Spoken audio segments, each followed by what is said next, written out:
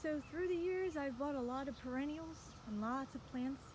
I can't say my success rate has been anywhere near even 80%, but I've learned and I've developed some favorites because I pretty much like all of the flowers, but I don't like the flowers when they die or they don't come back and they're supposed to.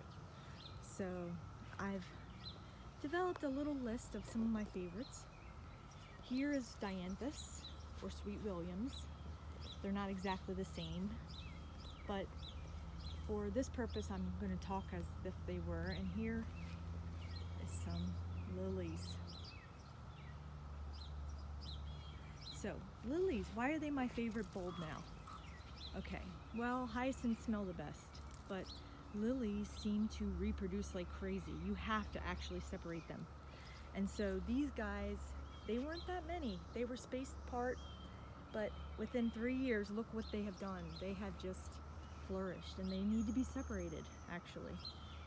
And from one comes many, and when you're going against the deers, the squirrels, and all that, and they just want to eat all your tulips, I've bought thousands of tulip bulbs, and I only have about maybe 60 tulips. So because the squirrels I guess the squirrels ate them or they rotted, they weren't in drained soil. This is one of my hollyhocks. I purchased lots of seeds. This hollyhock, actually, I was on a mission trip and the woman had a beautiful hollyhock and she gave me some seeds. And the funny thing is, I guess they're not true to seed because hers, I don't remember her flower being black. But mine turned out to be black, which is kind of a real blessing in the horticultural world. I mean, I think of it as unique. So if you see, it's like so dark purple. So hollyhocks are one of my favorites. Some people aren't really fans of them. They say they spread too much. I haven't had that issue.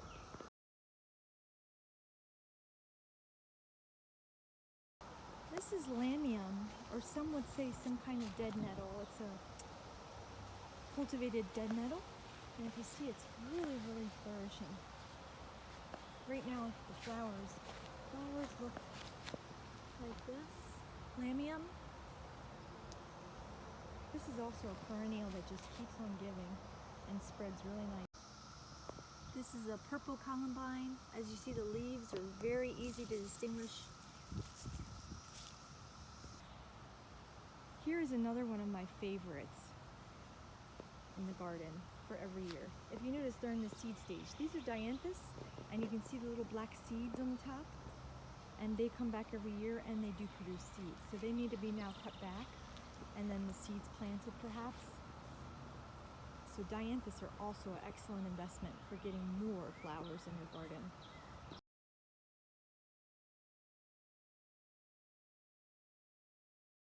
Here's another hollyhock that has grown very, very tall, if you see. And it's got some red flowers. And this is the seed pods, which if you wait long enough, are absolutely viable. See, this is the little seed pod right here.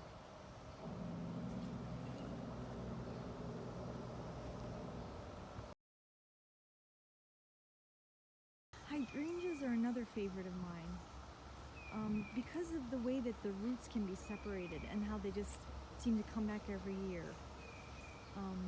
So this was actually one hydrangea, and that hydrangea was split up at the root, and it made all these hydrangeas. It was one person's hydrangea for years and years, had not been split up. They had many of them, and now it's split up. This one got cut too short in the winter, and it looks like it's not having flowers yet.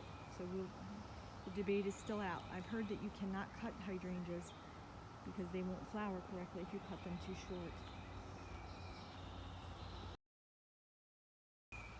Lily too, if you see the seeds on there, it looks almost like an insect. It's this little black, right there. Yep, see?